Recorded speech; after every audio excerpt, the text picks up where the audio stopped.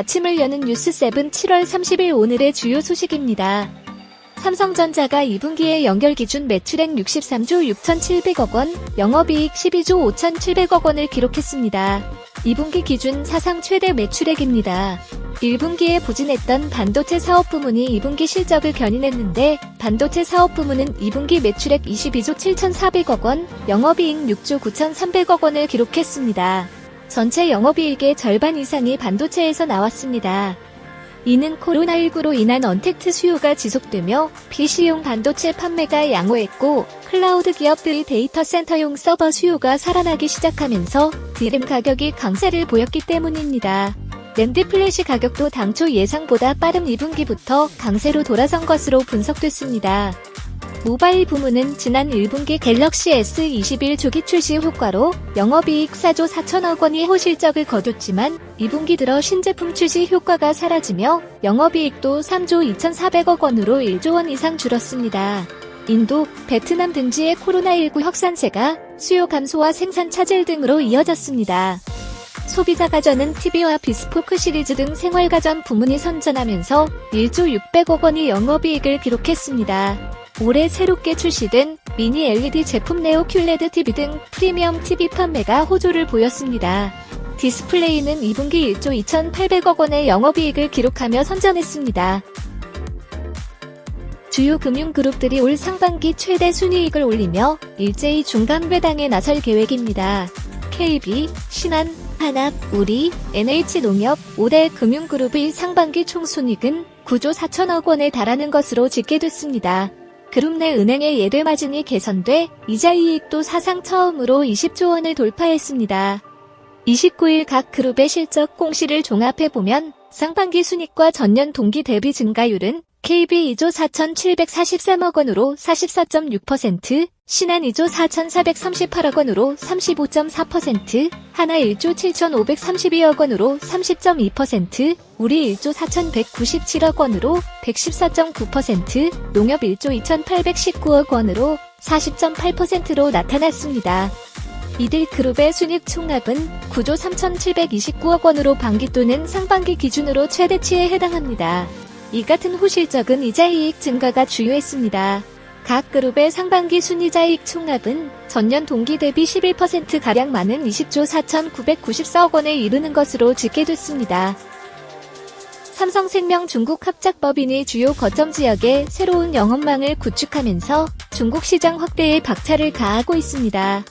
29일 보험업계에 따르면 삼성생명 중국 합작법인 중흥삼성인수보험유한공사 이하 중흥삼성은 이달 중순 중국은행 보험감독위원회로부터 광동성 산타오 중앙지점 설립에 관한 허가를 받았습니다. 삼성생명은 올해 6월 말에는 야오닝성 지사 설립에 관한 허가를 받았으며 이보다 앞선 올 초에는 중흥삼성 절강성 지사 항저우 마케팅 서비스부 설립에 대한 허가도 취득했습니다. 중흥삼성은 신규 영업망을 확충하면서 중국 시장 내 지점은 19개로 늘어날 전망입니다. 삼성생명이 중국 시장 확대에 힘을 쏟는 이유는 국내 시장에서 고성장세를 이어가기 힘들다는 판단에서입니다. 2019년 기준 국내 가구당 보험 가입률은 98.2%, 개인당 보험 가입률은 95.1%로 포화 상태입니다. 반면 중국은 인구 대비 보험 가입률이 낮다 보니 성장 가능성이 높은 시장으로 알려져 있습니다. 지난해 중국의 생명보험 수입보험료는 2조 7천억 위안에 육박하는 것으로 집계됐습니다. 금융당국이 일각에서 제기하는 가상자산 사업자의 영업신고기한 연장 가능성을 일축했습니다. 업계가 고충을 토로하고 있지만 금융당국은 이미 한 차례 신고 기간을 유예한 만큼 추가 연장은 없다는 입장입니다. 금융위원회는 최근 국회 정무위원회 소속 윤창현 국민의힘 의원이 가상자산 사업자 신고기간 연장 여부를 묻는 서면 질의에 현 시점에서 특근법을 개정해 신고 유예 기간을 연장하는 것은 바람직하지 않다고 답했습니다. 앞서 윤 의원은 업비트, 빗썸, 코빗, 코인원 등 가상자산 거래소를 제외하고 실명계좌 인증을 받은 가상자산 거래소가 아직 한 곳도 없다는 점을 지적했습니다. 또한 당국이 거래소 줄폐업 위기에 대한 책임을 은행에만 떠넘기고 있다고 꼬집었습니다. 이 같은 지적에도 금융위는 신고기간 연장설에 대해 법률 개정이 필요한 사안인 만큼 신중하게 접근해야 한다는 입장입니다. 무엇보다도 개정된 특근법 부칙에 코인거래소 사업자 신고 기한 마감을 규정해둔 상태입니다.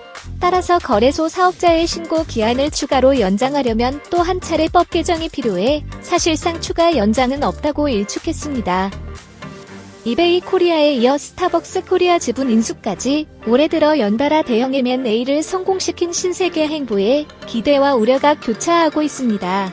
이번 스타벅스 코리아 인수 대금을 포함해 이베이 인수가 마무리되는 내년 초까지 약 4조 원대 자금 조달에 관심이 쏠리고 있습니다. 국내 신용평가사 나이스는 현재 약 3조 4천억 원 이베이 인수를 동시 진행 중인 점 등을 감안하면 기업 전반 외부 차입 규모가 상당 수준 증가할 가능성이 존재한다며 향후 인수 절차, 진행경과 인수 후 기업 전반 영업 수익성 개선 정도 등을 모니터링할 예정이라고 밝혔습니다. 현재 이마트 보유 현금은 1조 9천억 원 가량으로 지난해 마곡, 장충동 부동산 매각과 올해 가양전 등을 유동화했습니다.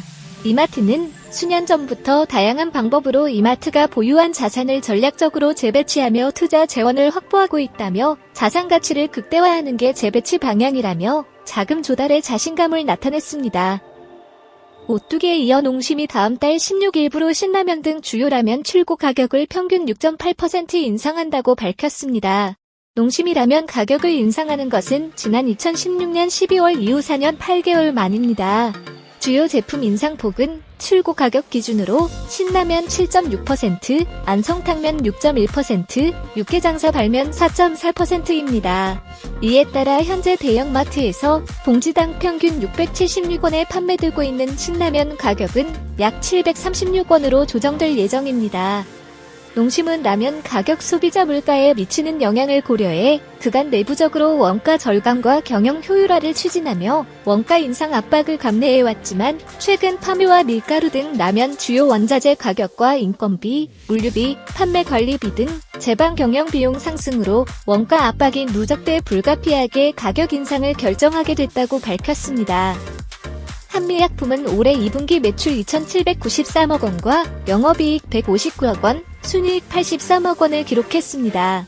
전년 동기 대비 매출은 14.7%, 영업이익은 49.6%, 순이익은 43.1% 늘었습니다. 한미약품은 자체 개발 제품의 안정적 처방 매출 달성과 중국 현지법인 북경한미약품의 폭발적 성장이 이 같은 후실적을 견인했다고 설명했습니다. 한미약품은 작년 실적 기준 처방 매출 100억 원 이상의 블록버스터 제품을 총 12종 보유하고 있는데 이 핵심 제품들의 지속적 성장에 힘입어 상반기 국내 원외 처방 시장 1위를 달성했습니다.